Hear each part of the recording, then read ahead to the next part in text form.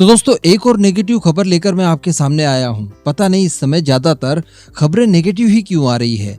देखिए, अभी कल ही हम लोगों ने डिस्कशन किया था कि भारत की एक प्राइवेट डिफेंस कंपनी की वेबसाइट को हैक कर लिया गया कुछ हैकर्स द्वारा और इसके तहत कई सारे डीआरडीओ के वेपन्स की जानकारियां यहां से चुरा ली गई। कुल 2 टीबी तक का डेटा इस कंपनी से चुरा लिया गया, जिसमें हमारा Pinaka rocket system, अस्त्रा missiles, BrahMos missiles और न जाने किस किस तरह के वेपन्स के कई सारे पार्ट्स की जानकारियां शामिल थी। अब इसी तरह का एक और नया कांड निकल कर आया है आर्मेनिया की तरफ से। जी हाँ, आर्मेनिया वही जो कि हमारा इस समय काफी अच्छा मित्र बन चुका है और भारत के साथ डिफेंस को लेकर वो कई सारी डील्स कर चुका है और कई सारी डील्स को करने के लिए दोनों देशों के बीच में बातचीत चल रही है। चलिए आइए जानते हैं कि खबर एक्चुअली क्या है और इसका समाधान आखिर किस तरह से निकाला जाएगा।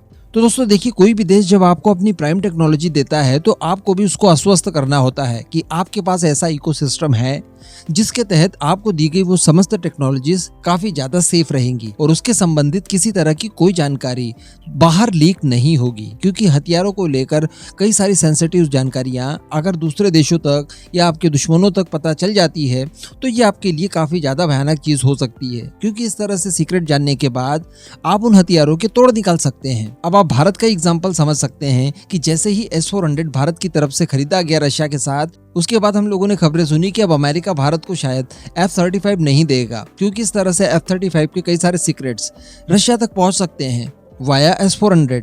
लेकिन सोचिए दोस्तों कि अगर कोई हमारे बीच में ही ऐसा व्यक्ति बैठा हो जो कि इसकी जानकारी डायरेक्टली दे दे तो, यानी ह्यूमन इंटेलिजेंस। और ये सबसे ज्यादा खतरनाक चीज होती है, क्योंकि ह्यूमन इंटेलिजेंस एक ऐसी चीज है जो कि सीक्रेट्स के साथ साथ उससे संबंधित अनुभव भी दुश्मनों तक साझा कर सकता है। इसी तरह का एक कांड निकल कर आया है आर्मेनिया की तरफ से। आर्मेनिया ने पिछले कुछ समय में भारत से लगभग 20,000 करोड़ तक की डिफेंस खरीदारी की है, जिसमें स्वाति रडार सिस्टम्स है, हमारा पिनाका रॉकेट सिस्टम है।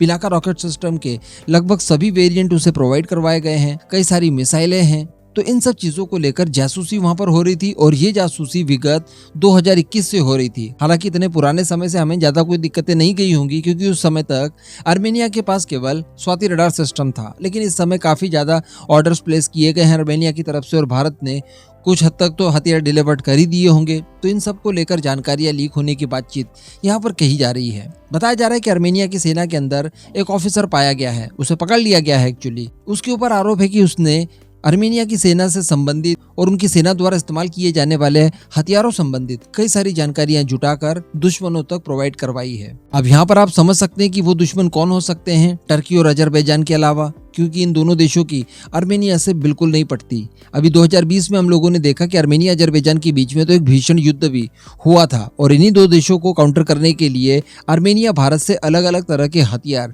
लगातार खरीदते जा रहा है। तो कहने का मतलब यहाँ पर काफी ज्यादा बड़ी चूक हुई है और इसकी वजह से काफी ज्यादा बड़ा ब्लंडर हो चुका है। वैसे यहाँ पर घबराने वाली इतनी ज्यादा बात भी नहीं है, क्योंकि रिपोर्ट भी जब मैंने पढ़ी तो उसमें भारत का जिक्र उतना ज्यादा नहीं किया गया, क्योंकि भारत की तरफ से बहुत ज्यादा मात्रा में हथियारों को अभी तक प्रोवाइड शायद नहीं करवाया गया है, और अगर करवा भी दिया गया है तो इनको लेकर कोई ज्यादा डेमोन्स्ट्रेशन वगैरह शायद अभी तक नहीं किए गए होंगे। लेकिन इसके बावजूद भी मैं आपको कहूंगा कि जितने भी भारतीय हथियार आर्मेनिया तक अभी पहुंचे हैं उन सब की सीक्रेसी इस समय दांव पर लगी हुई है। अभी कुछ ही समय पहले खबरें निकलकर ये भी आई थी, मैंने आपको बताया भी था कि अजरबैजान के सीधे राष्ट्रपति द्वारा इन सब चीजों को लेकर बातचीत कही गई है। जिस तरह से भारत के साथ आर्मेनिया डिफेंस कॉपरेशन बढ़ा रहा है, उसकी रिक्वायरमेंट के आधार पर उसे नए नए हथियार देते जा रहा है, इन सब को लेकर आर्मेनिया के राष्ट्रपति द्वारा अपनी प्रतिक्रिया दी गई थी और अल्टीमेटली उन्होंने अपना डर इसको लेकर जाहिर किया था। और इसके अलावा ये खबर दूसरे लिहाज से इसलिए ज्यादा खतरनाक है और व्याकुल कर देने वाली है, क्योंकि भारत और आर्मेनिया के बीच में जो डिफेंस कॉपरेशन शुरू हुआ है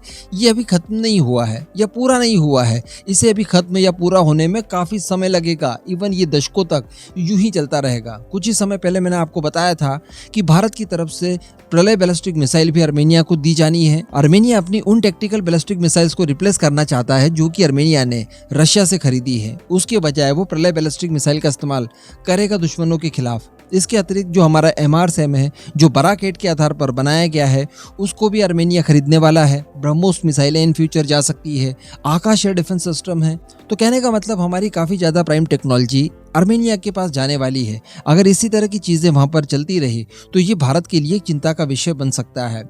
यहाँ पर हथियारों को बेचने से पहले इस बात का भी निर्धारण भारत की तरफ से कर लेना चाहिए कि जिन टेक्नोलॉजीज को हम लोग सौंप रहे हैं इन देशों को, क्या वहाँ पर हमारी टेक्नोलॉजी सेफ रहेगी। और ये भारत ने एक सबक के तौर पर लेना चाहिए, क्योंकि भारत आर्मेनिया के अलावा भी कई अन्य देशों को अपने हथियार दे रहा है और प्राइम टेक्नोलॉजी दे रहा है। और बड़ी बात यह है कि ज्यादातर कुछ ऐसे देश हैं जो कि आर्मेनिया जैसा भी इकोसिस्टम क्रिएट नहीं कर सकते, यानी आर्मेनिया से ज्यादा आसान इन देशों से हथियारों की सीक्रेट चोरी करना होगा, जैसे कि फिलीपींस है। वैसे फिलीपींस काफी समय से हमारा भरोसेमंद है, वो खुद कभी हमारे हथियारों की सीक्रेट दूसरे देशों तक या चाइना तक शेयर नहीं कर सकता, लेकिन फिलीपींस के अंदर बड़ी आसानी से चाइना इस तरह की गतिविधि कर सकता है। तो इन सब चीजों को ध्यान में रखकर भारतीय सरकार ने कोई ना कोई कठोर कदम इसको लेकर उठाना चाहिए। हालांकि यहाँ पर मैं आपको ये भी बता दूं कि ये जो अधिकारी पकड़ा गया है जासूसी करते हुए, इसकी इन्वेस्टिगेशन अभी चल रही है। अभी ये जानकारी नहीं पता चल पाई है कि इसे स्पेशली किस देश द्वारा भेजा गया था और इसने डेटा किससे दिया है, लेकिन संभवतः वो टर्की और अजरबैजान